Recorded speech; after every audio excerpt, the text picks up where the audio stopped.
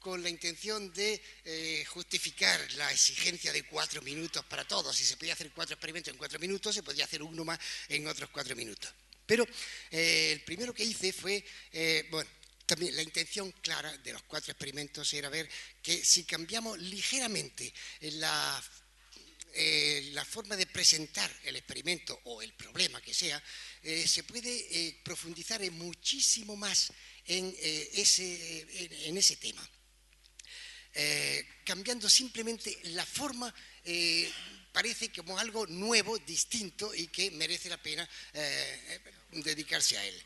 El primero que hice fue el sencillito de el vaso de agua, se pone la cartulina encima, si se pone boca abajo no se cae porque la presión atmosférica va hacia arriba y entonces pues sujeta el peso del agua. Pero lo que hice fue cambiarlo justamente, es decir, la cartulina se ponía encima del vaso de agua lleno de agua y tenía un hilito y tiraba del hilito y levantaba el vaso. Y aquello despertó muchísima más atención, de tal forma que este otro que venía después creo que pasó por encima. Yo quería dedicarle los 4 minutos de los que ya me quedan 3. Es un móvil perpetuo. Los móviles perpetuos me gustan horrores porque averiguando o pensando por qué no funcionan se puede aprender muchísima física. Pues bien, este es el puntero, lo podemos tener por aquí. Voy a usar este. No, este es un láser normal. Creí que iba a ser el de la teletransportación cuántica. Bueno, lo que tenemos es un recipiente con agua en el que introducimos un disco o un cilindro, pero solamente la cuarta parte del cilindro, y lo llenamos de agua. Entonces, como todos conocemos el principio de Arquímedes, resulta que, todos conocemos el sonsonete, todo cuerpo sumergido en un fluido experimenta un empuje, solemos añadir vertical y hacia arriba, igual al peso del líquido que desaloja. Así es que aquí tenemos ese empuje hacia arriba, pero claro, como está sujeto en el eje no puede salir a flote. Si lo tuviéramos entero sumergido saldría a flote, pero como lo tenemos sujeto por el eje, en el eje aparece una reacción en sentido contrario, de tal forma que forzosamente tiene que aparecer un par de fuerzas que empiece a girar, de modo que tendríamos entonces el movimiento continuo. ¿Cómo es posible que no funcione? Bueno, a mí me dio que pensar bastante rato y dije, esto lo tengo que presentar porque merece la pena averiguar cómo es posible que no funcione. Me iba a traer una bandeja y una jarra de agua, pero sería un insulto. Todos sabemos que no puede funcionar. No podemos tener un móvil perpetuo. Tenemos agua por si acaso. Bueno, os puedo decir, yo lo he probado en casa. Y ni se mueve, no hace nada, no hace ni siquiera un intento como otros móviles perpetuos que empiezan pero luego se paran. No arranca en absoluto. Le doy un poquito y allá se queda parado. Tendríamos un problema, naturalmente, por aquí, por el borde. El cierre no sería perfecto y tendríamos entonces agua saliéndose. Pero eso no es problema, lo ponemos en un arroyo, el arroyo sigue manteniendo esto lleno de agua y el agua que entra aquí sale y vuelve al arroyo. Ninguna pérdida de energía por ninguna parte. De modo que eso tiene que dar vueltas de todas formas. ¿Dónde está el error? Es que no es cierto lo que dice Arquímedes de todo fluido sumergido en un fluido. Quizás el enunciado no es completo. O lo que merece la pena es, como nos decía hace un momentillo Luis Almeda, ir al por qué. ¿Por qué hay ese empuje?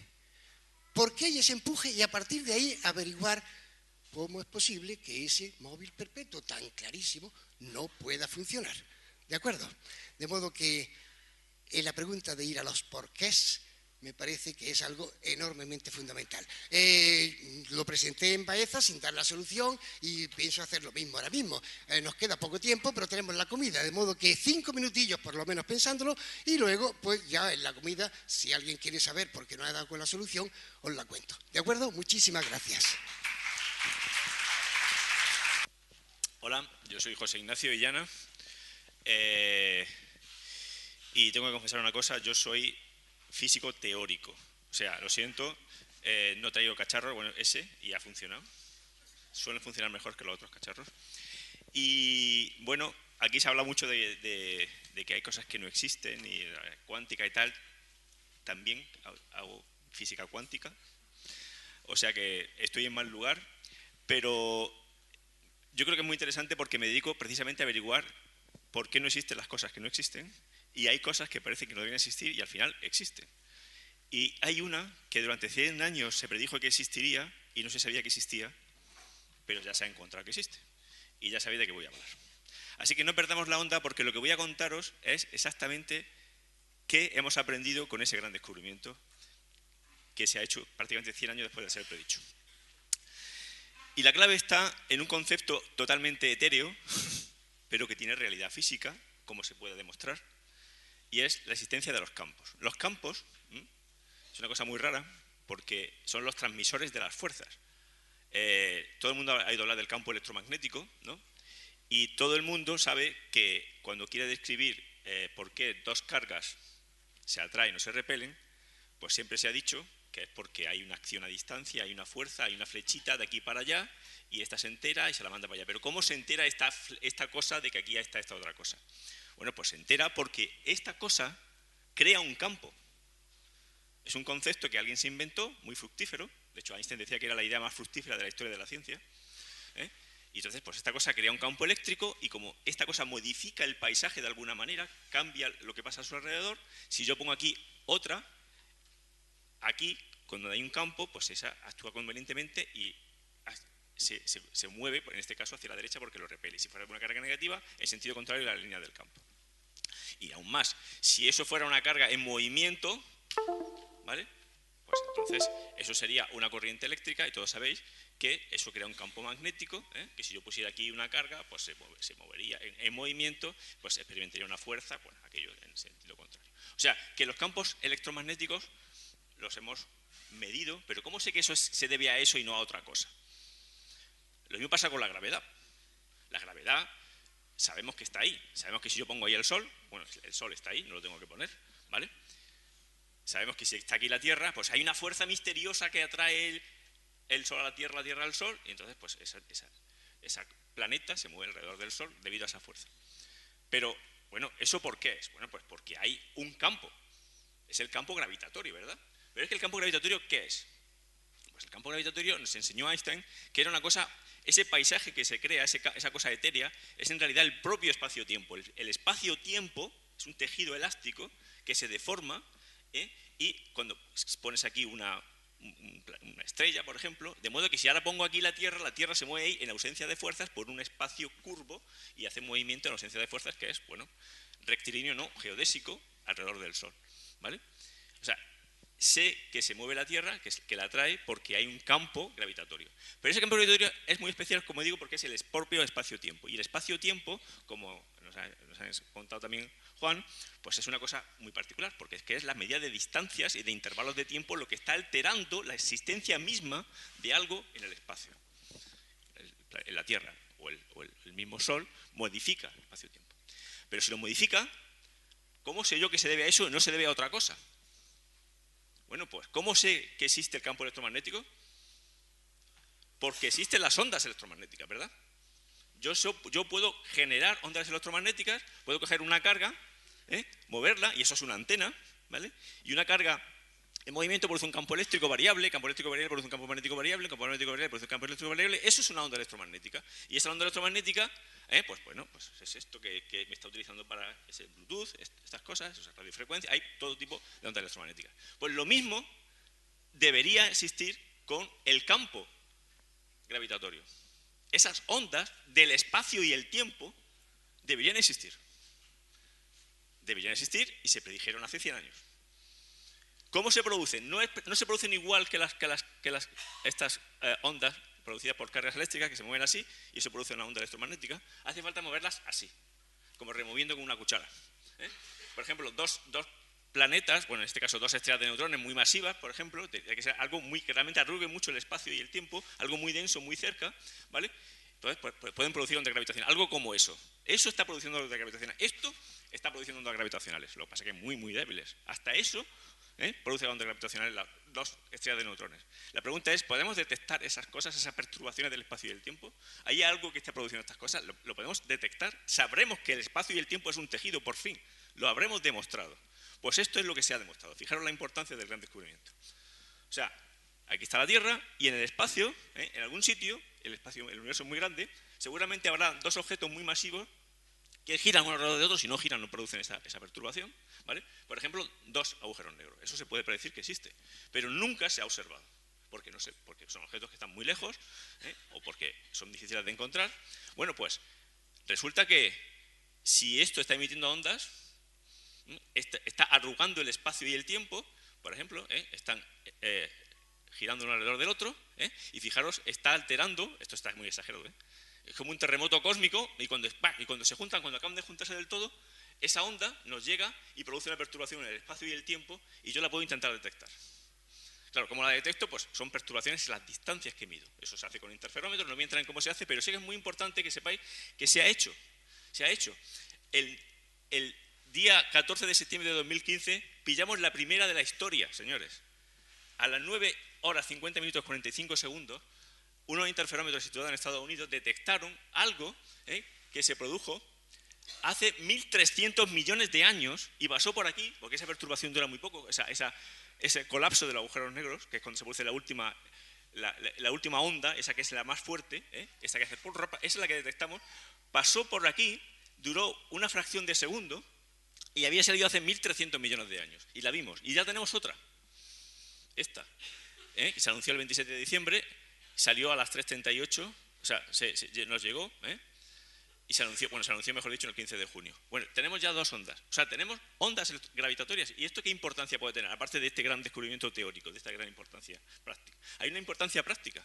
Y es que esto nos abre una nueva ventana al cosmos. Hasta ahora, todo lo que hemos hecho cuando observamos al cielo era ver ondas electromagnéticas. Las ondas electromagnéticas están muy bien, nos dan mucha información, ¿vale? En todos los espectros de frecuencias, tanto visible, infrarrojo, ultravioleta, ondas de radio. Pero las ondas electromagnéticas tienen sus problemas. Yo, si me pongo debajo de la mesa, no me veis, ¿verdad? Si hay información de objetos cósmicos, por ejemplo, en el interior de las estrellas, o más importante, detrás de la última superficie de scattering del universo, cuando se produjo la radiación de fondo de microondas, que son unos 300.000 millones de años, más para allá no podemos ver lo que pasó, porque no lo podemos ver, como una niebla espesa, hay niebla, no se ve nada. ¿Hay alguna otra sonda que nos dé información de eso? Sí, las ondas gravitacionales. Si somos capaces de detectar ondas gravitacionales, por fin podremos obtener información, tenemos mensajeros de cosas más antiguas, ¿vale? Y esto es muy, muy importante. Así que, bueno, espero que os haya gustado y mucho ánimo, claro. Hola, bueno, yo soy Carolina Clavijo, soy profesora de Física y Química en el IES Ítaca de Tomares y además soy jefa del Departamento de Promoción de la Ciencia en mi instituto. Y hoy os traigo un poco la fisión nuclear. Cuando yo explico en Física y Química en cuarto el átomo y entro en la radiactividad, pues me gusta explicar la fisión y con este pequeño experimento intento demostrarles cómo podemos observar cómo se rompe un núcleo. En el núcleo hay protones, hay neutrones y pasan cosas muy raras y no podemos verlo. Entonces es una pequeña simulación de cómo ocurre. Vamos pasando. A la vez que les explico este concepto de la fisión, me gusta siempre hacerlo en un contexto histórico. Entonces les voy contando un poco la historia de cómo llegamos a esto, porque es un momento histórico creo que muy importante. Primero tenemos que descubrir el neutrón, que lo descubre Chadwick, y después tenemos que Fermi, que empieza a intentar bombardear núcleos con neutrones. Una vez que ya sabemos que el átomo tiene protones, tiene neutrones, vamos a intentar bombardearlo. Él quería introducir un neutrón y conseguir el uranio 92 pasar a un elemento 93. Entonces él se da cuenta, no lo conseguían, y se da cuenta que cuando los neutrones tienen muy poca velocidad es cuando se meten dentro de ese núcleo. ¿Podemos pasar?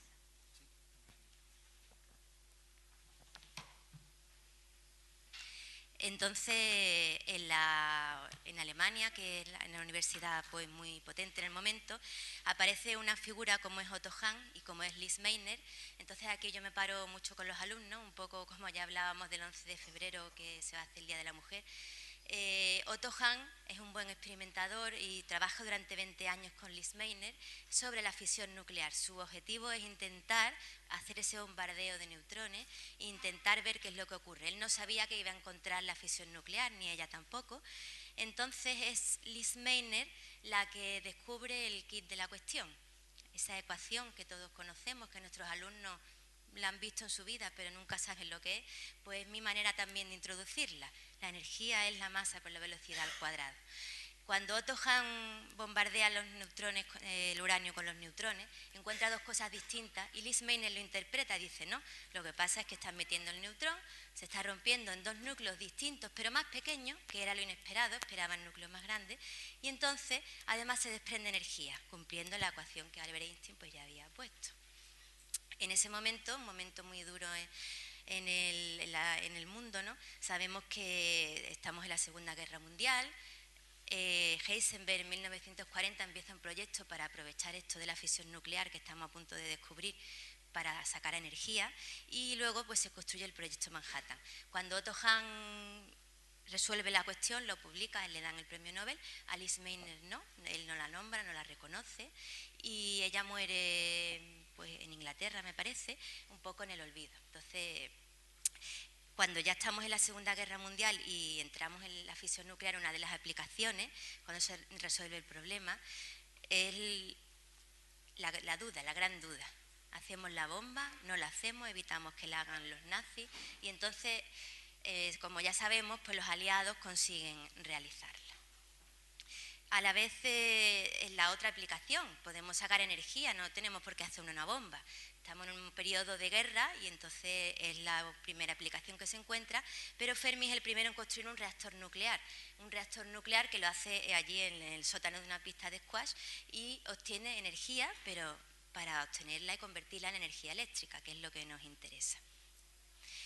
Esta es la reacción nuclear, tenemos el núcleo de uranio, de uranio 92, vamos a hacer chocar un neutrón, se va a dividir en bario y en kriptón, va a soltar 3 neutrones que van a volver a atacar a otros uranios y así podemos hacer dos cosas, una reacción descontrolada y hacemos una bomba, o le colocamos barras de control que quiten los neutrones, no salgan tanto, y hacemos un reactor nuclear, obtenemos energía eléctrica.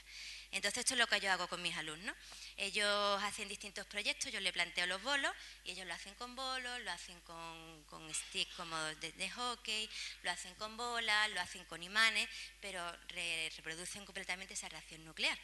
Yo tengo dos bolos que representan el núcleo de uranio para que luego veamos los dos elementos. Saldrá el bario 56 y el kriptón 36 y las bolas rojas representan los neutrones. Entonces ahora cuando yo haga incidir mi neutrón en los bolos, si todo sale bien, pues debo provocar la reacción en cadena, romper ese núcleo de uranio que empieza a vibrar, salir los neutrones, desprender mucha energía y ya tendré que decidir si hago una bomba o un reactor o otra cosa.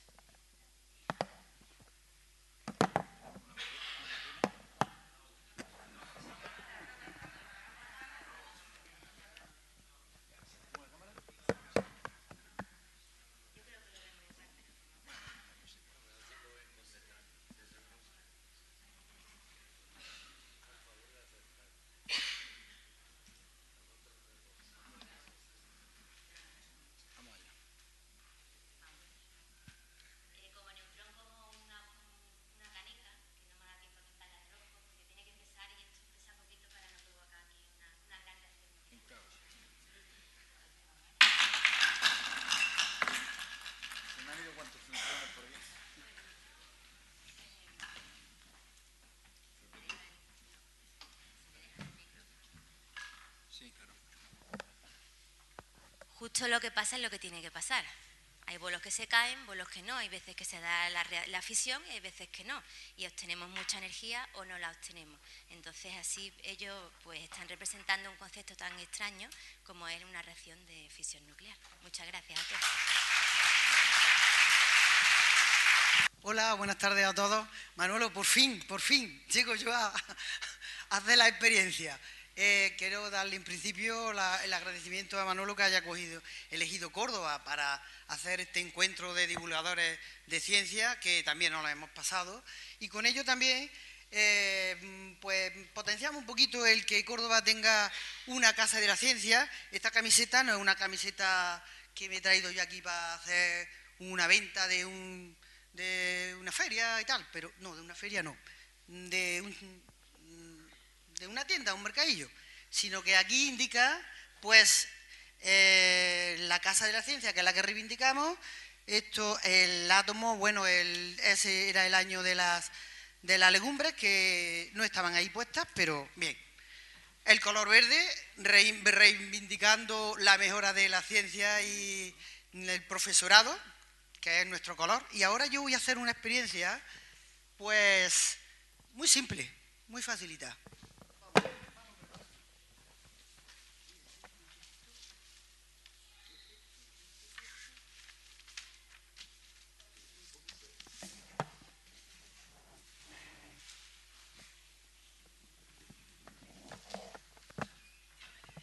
Bueno, también quería indicaros que mientras hemos estado en el recreo, he estado acumulando he estado consiguiendo, pues, moneditas para la ciencia, que estamos en una época de crisis. Así que, por lo tanto, gracias por vuestra colaboración. Cuando terminemos, yo la voy a dejar aquí y cada uno os lleváis vuestra moneda.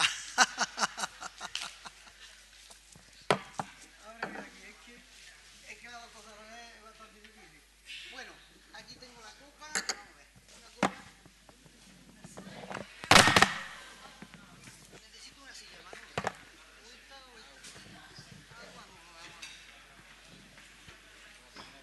Sí, sin agua no, con agua. Bueno, esta experiencia, como bien os indico, es una experiencia muy fácil, sencilla, muy divulgativa y que nosotros realizamos en el Paseo por la Ciencia, que es una actividad que llevamos desarrollando desde hace, pues, 11 años. Entonces, yo voy a trabajar con la tensión superficial. Esta tensión superficial, para ello, vamos a sacar los dineros, porque yo lo que quiero es conseguir una alcancía.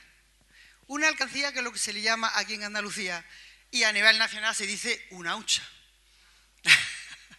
para ahorrar.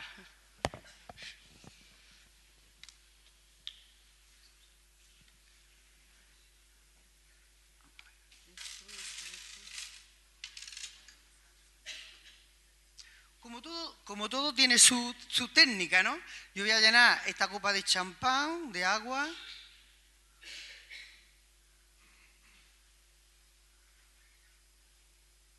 Hasta el borde. Hasta el borde. Es importante que esté equilibrada perfectamente la superficie. Y ¿se ve? ¿Se ve? No, la copa no. Esto primero. Esto. Bueno, vamos a ver, ¿cómo es? Así, ¿cómo lo veis vosotros? Así, porque ahora yo ya estoy en inversa, así.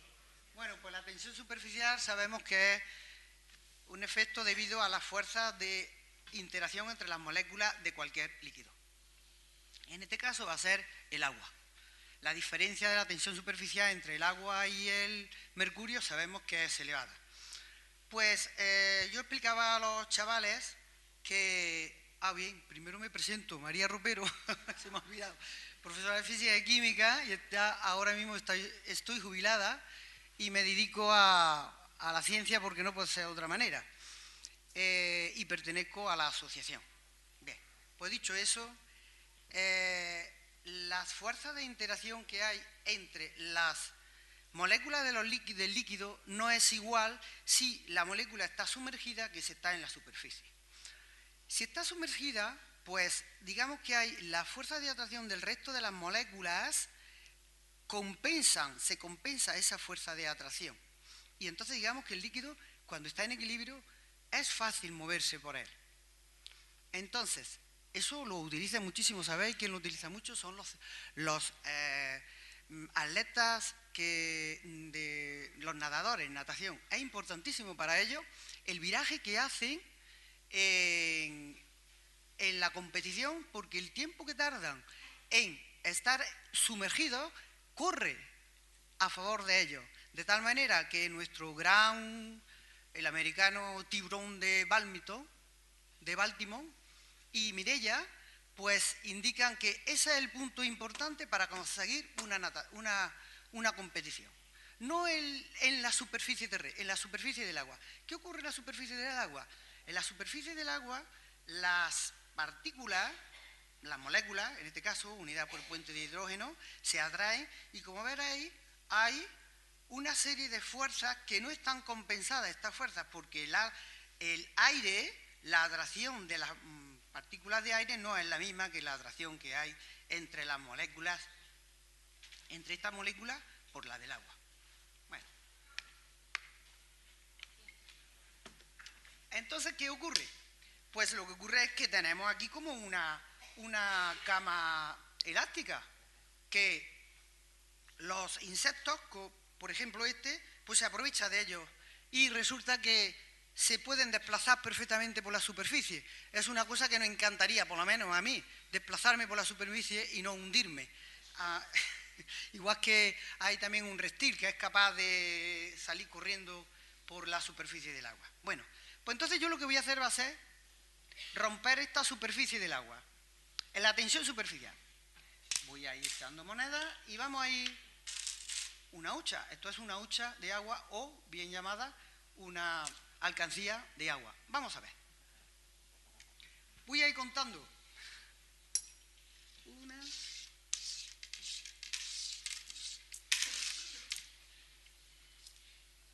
Ay, que se quiere quitar.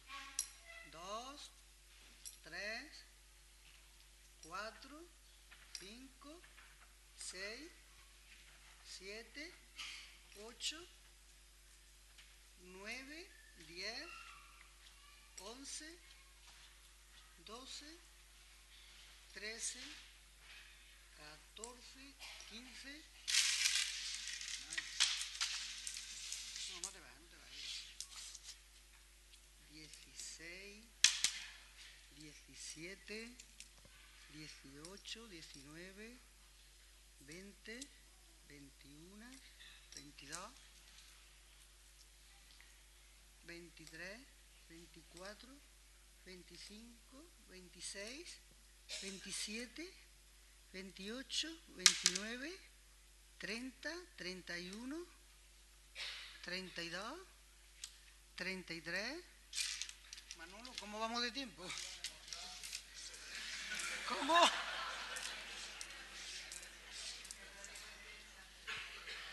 ¿34, 35, 36, 37, 38, 39, 40? Yo pienso... Dos cosas, ¿sabe contar? 40, 43, 44, 45, 46, 47, 48, 49, 50, 51. No, yo quiero meterla sola, ¿eh? No, mujer, no tenemos tiempo. Lo que deberíais ver todos es la superficie del agua, ¿no? Bueno, ¿vosotros creéis María, que podría introducir todas las monedas? Sí, pero no va a... Sí, ¿no? Pero Manolo parece que no me va a dejar. No. Porque el tiempo corre. Bueno, pues entonces se ve perfectamente la curvatura del agua. Pues sería esta fuerza, la fuerza de la tensión superficial sería curva, aquí así sería curva. Y bueno, pues nada más. ¿Ves? Bueno, soy Juan Antonio del Pino Rodrigo, como veis por mi logotipo, y vengo a hablaros, como tantas veces, cuando uno no sabe de qué hablar, viene y habla del tiempo, aunque aquí hemos tenido compañeros que se han hablado muy bien, ¿no? Nos decía Mark Twain, cuando me decía el otro día yo a nuestro compañero, cuando no sabemos de qué hablar, hablamos del tiempo, y cuando hablamos del tiempo no sabemos de lo que hablamos. El caso es que, bueno, yo venía a contaros algo sobre lo que está ocurriendo en estos tiempos. Y en estos tiempos, pues nos estamos encontrando situaciones un tanto curiosas, como esto que estáis viendo por aquí. Ahora mismo hay una corriente de Halloween, que de alguna manera es una invasión de pautas de comportamiento, bueno, puramente americano, ¿de acuerdo? Y bueno, con nuestros alumnos a veces pues nos surgen temas como, pues bueno, ¿cómo va a continuar esto? Evidentemente los alumnos, si nosotros le preguntamos rápidamente, nos proponen que, bueno, pues que el mundo se va a acabar, así también se acaba la clase.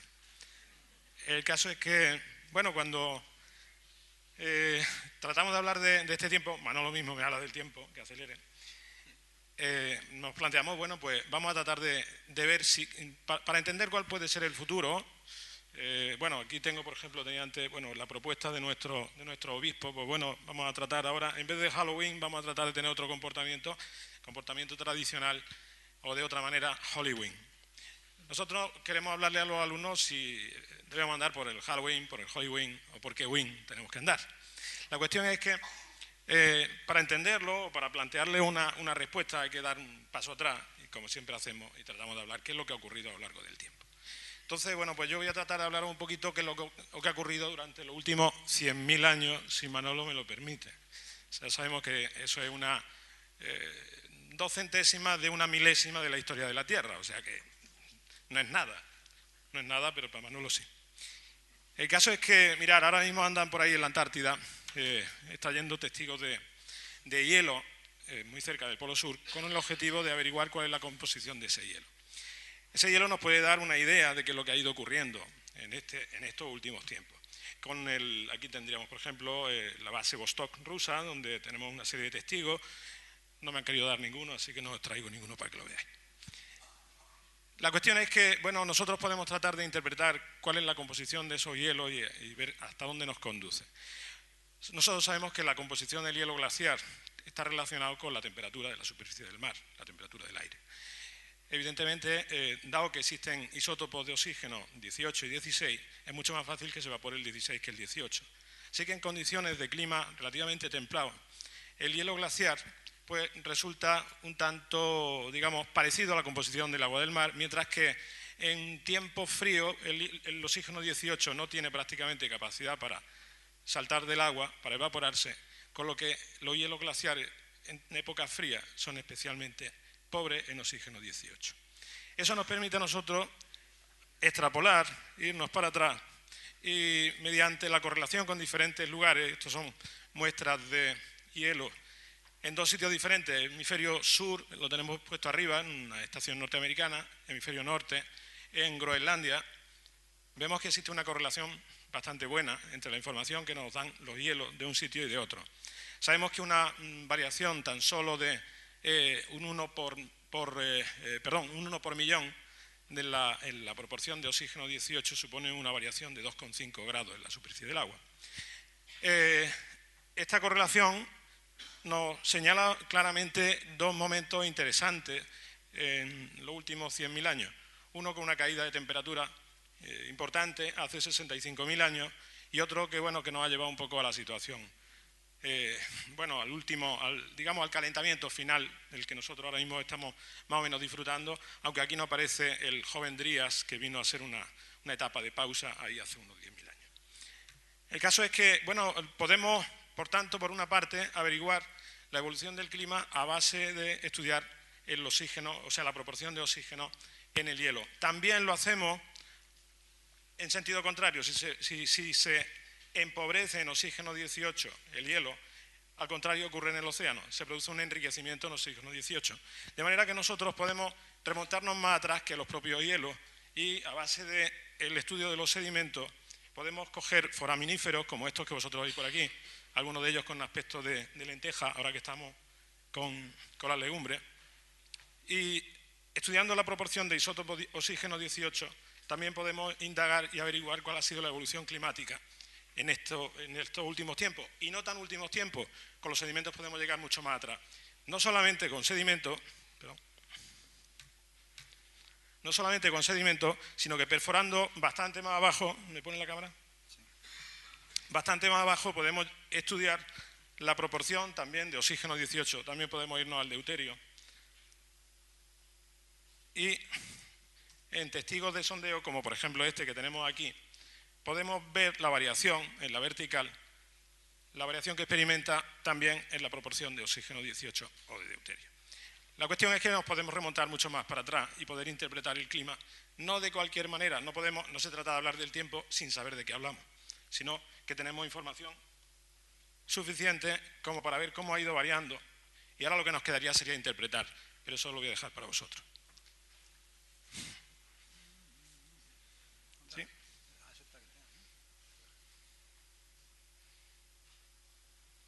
¿Vale?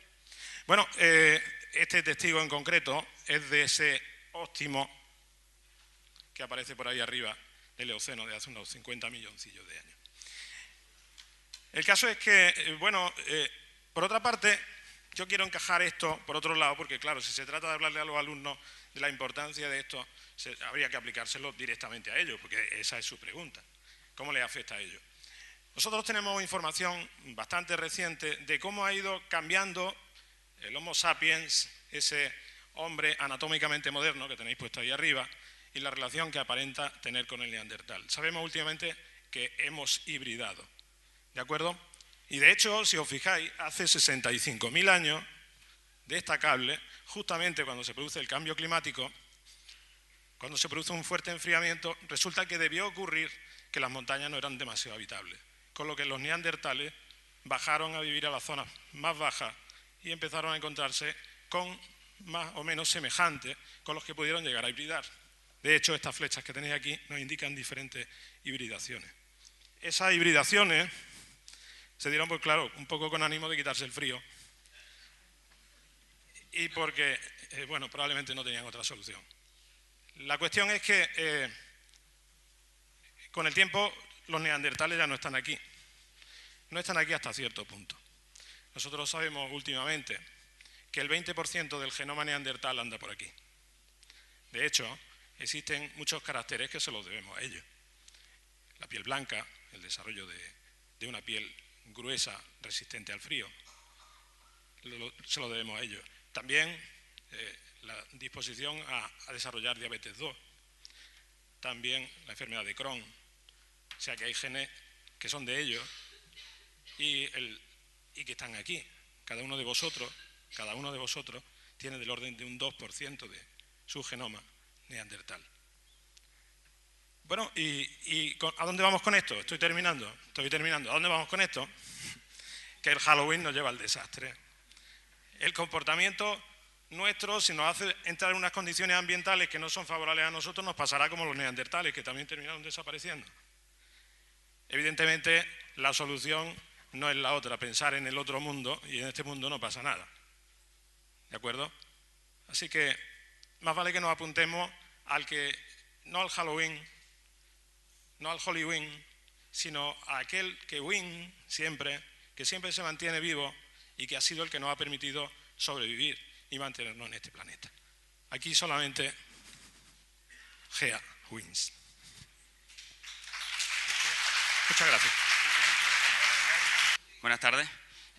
Soy Antonio Marcos Nalucena, vengo del IES Martín Rivero de Ronda, aunque soy de Córdoba, y lo pongo aquí delante porque es que si no, igual no se entiende del todo bien, ¿no? Lo que hay dentro es tierra, ¿no? El dispositivo que voy a presentar, que ha sido diseñado por mis alumnos, desde primero de la ESO hasta un nivel que ahora mismo están en cuarto, sirve para plantarlo en la tierra como estáis viendo, ¿no? Este dispositivo se denomina DERECAR y atiende la sigla de Dispositivo Ecológico de Riego por Evaporación y Condensación de Agua de Lluvia. Mi experiencia profesional previa a la docencia está basada un poco en el trabajo en la investigación, desarrollo e innovación. Y yo he intentado a mis alumnos de secundaria que ese concepto lo lleven a la práctica. Es decir, considero muy importante que, al igual que en grandes empresas tienen su propio departamento de I+D+I, que son capaces de generar productos de alto valor añadido y que generen dispositivos, inventos, que en principio cuesten un precio razonable y lo venden a otros países con la idea de incorporar beneficios a los países que tienen esas empresas con ese departamento y, por tanto, mejorar la economía de la región o país, igual como, por ejemplo, hace Alemania con su sector de electrodomésticos y automoción.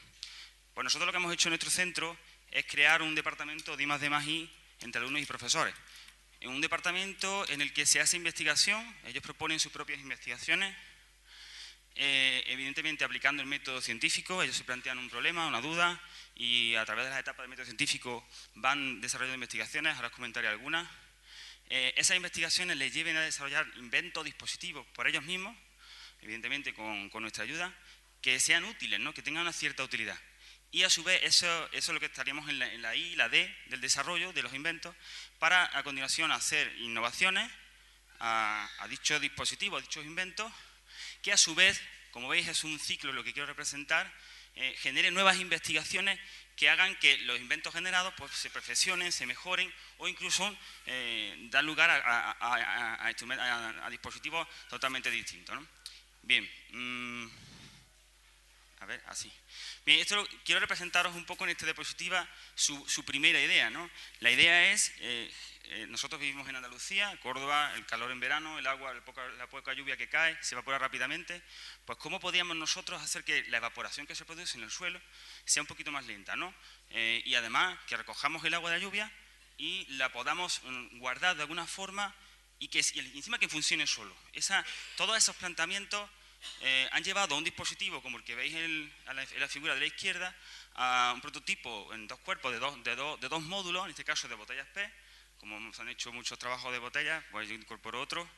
Y con todo el proceso de investigación desarrollado con ellos, hemos llegado a un dispositivo que lo tenéis aquí mucho más perfeccionado. Se supone que este estaría dentro de la Tierra, en este caso de 4 cuerpos. Es un proceso que ellos han ido desarrollando durante 3 años para llevarlo a cabo. Así. Os voy a explicar el funcionamiento de una manera, yo creo que gráfica.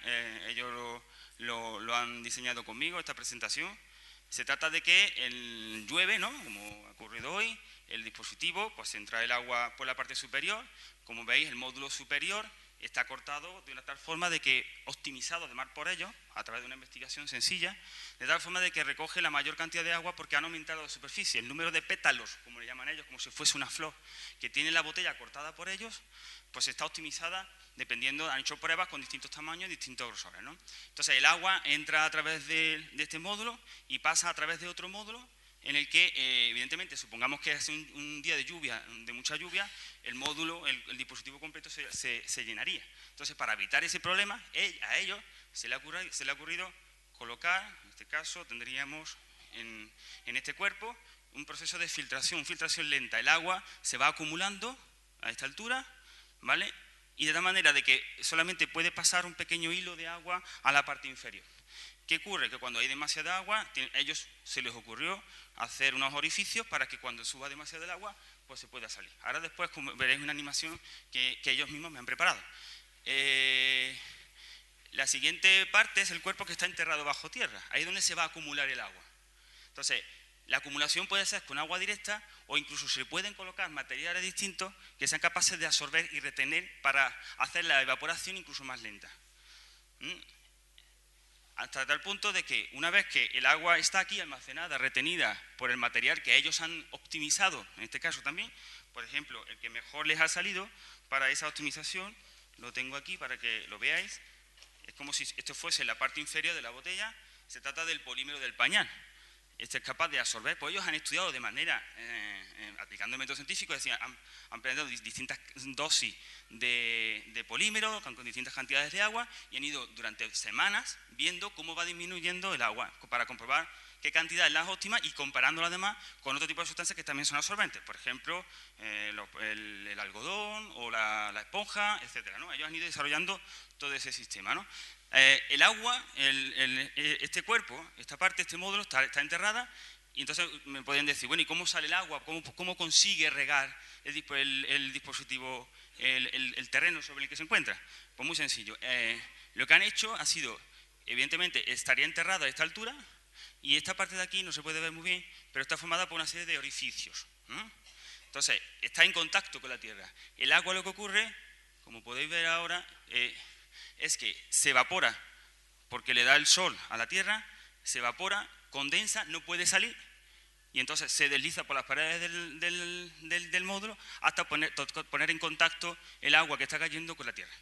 Y además ellos lo han demostrado. Ellos han hecho una serie de investigaciones, tanto con higrómetro, con la tierra circundante, como mediante desecación, cogen muestras de tierra, las ponen en la estufa, etcétera. Eso lo tenemos desarrollado y lo han conseguido demostrar.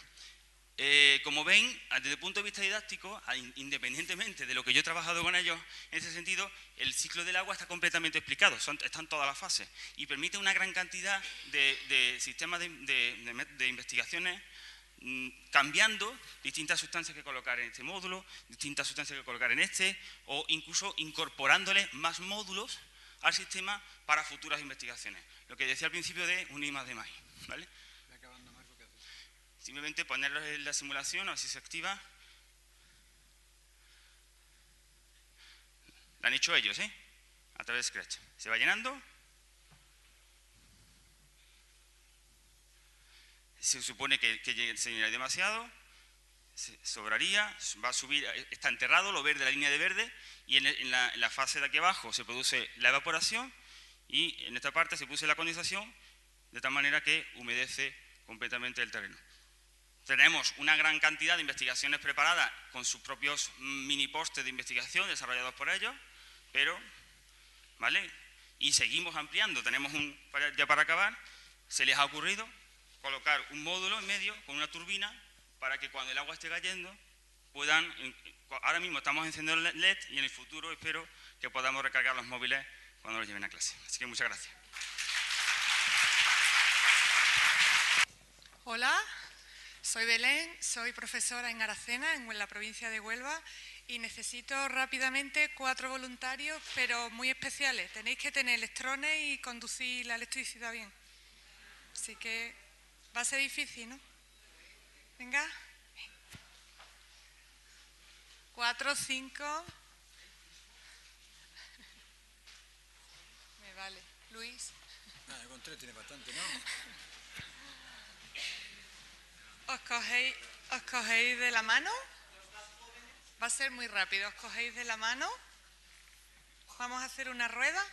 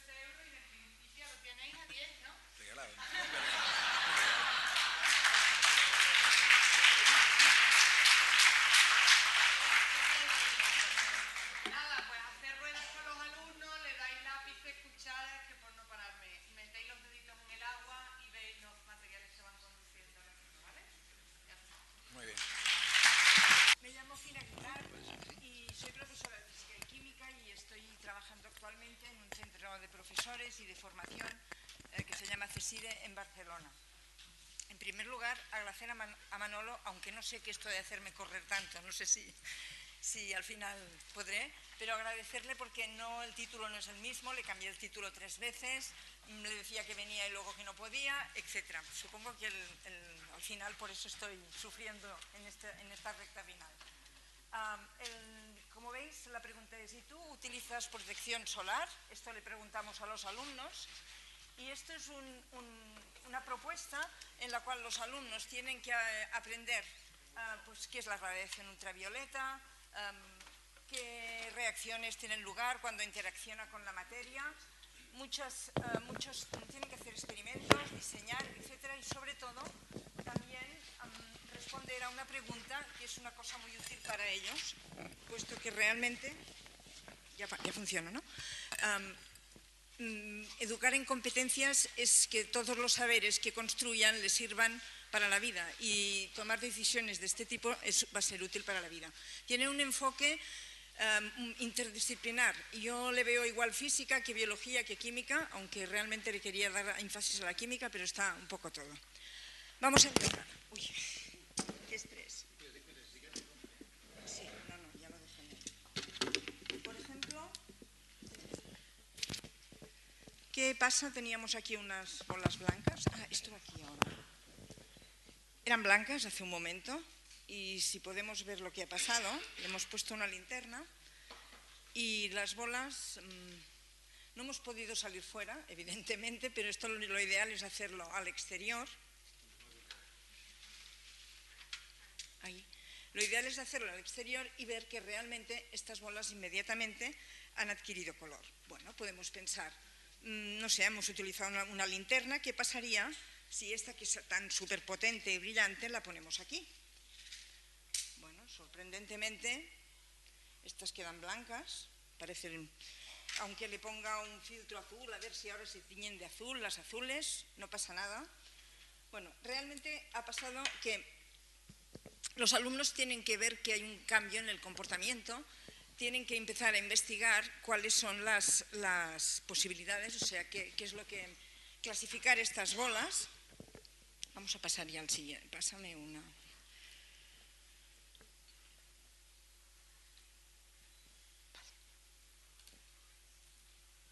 Bueno, el caso es que pueden ver que si utilizan distintas lámparas de ultravioleta, pues las bolas se comportan de distinta manera. Hay, en estas de color clasifican 7 tipos y si las ponemos, por ejemplo, bajo otras lámparas de ultravioleta, como son... No sale por otra. Pon la segunda de la... Seguramente las conocen porque hay muchas pulseras, es decir, son unas bolas que cambian de color cuando incide la luz solar, que cambian más rápidamente cuanto más intensa es, y adquieren, si vamos investigando con distintas lámparas, pues algunas de ellas tienen color distinto. Por ejemplo, con este detector de billetes, no hace falta que lo muestre, pero esta adquiere un color verde, mientras que con una lámpara de luz negra queda de color azul claro. Es decir, lo primero es familiarizarse, ver que hay distintos tipos de perlas y que hay distintas luces ultravioleta. Pásame la siguiente, por favor. Investigan todas en todos los tipos y van viendo cómo se comportan a la luz del sol bajo distintas lámparas y ven como que algunas lámparas pone de onda corta, otras de onda larga, pueden llegar a ver que la radiación que nos llega a la Tierra de ultravioleta hay dos tipos, la A y la B, de estas longitudes de onda, la C ya queda filtrada y ya no llega a la Tierra. Entonces, la otra pregunta es, ¿y qué pasa si les ponemos crema solar? Aquí, por ejemplo, con todas estas bolsas se puede poner la crema solar por la parte exterior. Yo en este caso la he puesto en el interior para que no se manchara y la pudiera traer. Entonces, por ejemplo, si aquí... Hacemos una cosa, pasa otra y ya vamos a la webcam. Es decir, el momento ahora es ver con distintos filtros, con distintas marcas, ver qué pasa con cada una de estas bolas. De entrada, aquí la que podemos poner... Ahora sí que no la podéis poner. Estas son unas de color... Estas de aquí son realmente muy sensibles a la luz ultravioleta. Esto es como un drama, ¿eh? Ahí no se ve bien. Le doy demasiada. Pero si lo miramos así, en un momento quedan de color lila, mientras que en estas que tengo puesta la crema, le ponemos la luz un momento y las bolas continúan igual que estaban. Es decir, que ven que realmente la protección solar sí que ejerce un efecto sobre estas bolas. Entonces, por ejemplo, no, yo ya no me preocupo de esto. No, ya enseguida acabo, pero voy a quedar a la mitad. Otra manera de... Pasa la siguiente diapo. Es que ha sido más nervioso de los previstos. Cálmame. La siguiente diapositiva. Vemos. Estamos ahora... El por qué. Es decir, ¿por qué pasa esto? Pues pasa esto, ¿qué contienen estas bolas? Estas bolas lo que tienen son los pigmentos fotocrómicos que son capaces de, con luz ultravioleta, cambiar la estructura de manera que nos queda un compuesto que, si vemos, tiene muchos dobles enlaces conjugados, y con estos dobles enlaces tenemos un cromóforo y, evidentemente, una vez ya tenemos esta forma, tenemos la forma coloreada, mientras que la otra era la forma blanca.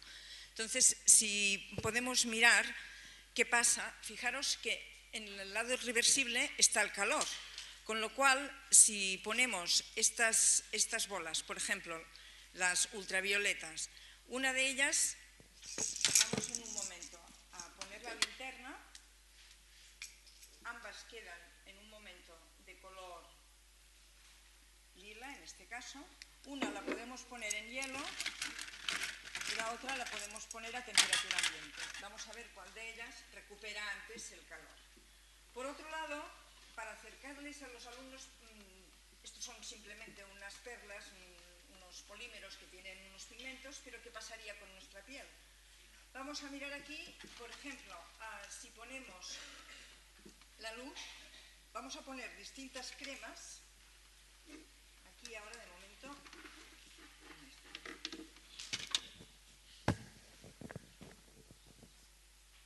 Ay, no, si me puedes enfocar. Ah, ya no da tiempo tanto. Bueno, qué horror. Bueno, estaba muy contenta porque era la primera vez que venía. No sé si voy a volver. No. Por descontado que voy a volver. Pero lo estoy pasando un poco mal. Sí. No, por ejemplo, ponemos ahora cremas en la piel y si por favor enfócame esto y ya no te voy a hacer enfocar nada más, ya no haremos más experimentos. Jolín, ahora esta no sale. Bueno, hay algunas de las cremas, por ejemplo, aquí me he puesto una, aquí otra. Si ponemos aquí la luz, yo había escrito hola y la A ya no está. La A sí que está, vale, porque esta no, es de efecto más tardío, pero la otra, al cabo de unos segundos de estar puesta, igual me la tenía que poner antes, luego lo podemos volver a mirar, veríamos que realmente desaparecen las letras. Vamos a volver a iluminar a ver si hay más suerte. Volvemos a poner. ¿Se ven las? La L, bueno, queda... La H ha quedado, se ve igual mejor así, ¿eh? O sea, la H ya no está y la A tampoco, quedan las letras de medio, es decir, que alguna cosa ha pasado. Si la explicación en este caso... Vamos, sí, lo último. Mira, esto ya no podemos comprobar, pero la del hielo tarda más tiempo en desaparecer el color porque el proceso es reversible, había agua. Entonces, si ya me pones las presentaciones... También había una... Que ya acabo. Vale.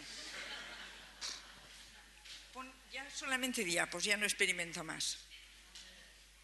Acabarlas de pasar en un momento. Estábamos aquí, hay distintos tipos de filtro. ¿Qué pasa con las gafas? Hay gafas que cambian de color porque también tienen estos pigmentos. Y una cosa es que las gafas sean más claras y oscuras y otra que tengan realmente las sustancias, los filtros ultravioleta que nos protejan de la luz. También, si pasas la otra diapositiva, podríamos hacer lo mismo antes, o sea, sin poner radiación ultravioleta, si pongo una gafa de sol y luego ponemos la luz, vemos que en una de ellas se han cambiado todas de color, mientras que en esta, en la zona donde estaba la gafa, no cambia. Es decir, podemos detectar si son materiales, filtros realmente. Entonces, ya esto era una parte que no tocaba mucho, pero estos mismos experimentos se pueden hacer de una manera más cuantitativa si lo que hacemos es medir la radiación ultravioleta con sensores. Aquí tendríamos estos sensores ultravioleta que lo que hacen, les ponemos, por ejemplo, un papel film, le ponemos crema solar y podemos medir en qué nivel está la intensidad. Por ejemplo, si los dejamos durante todo un día, vemos cuál es la intensidad de luz ultravioleta A y B y cómo cambia en el gráfico de abajo, arriba es sin crema y el otro es sin crema. Y también podríamos probar distintos factores y utilizar estos... No, sí, Cristian, el otro. Pasa. Y muchísimas gracias.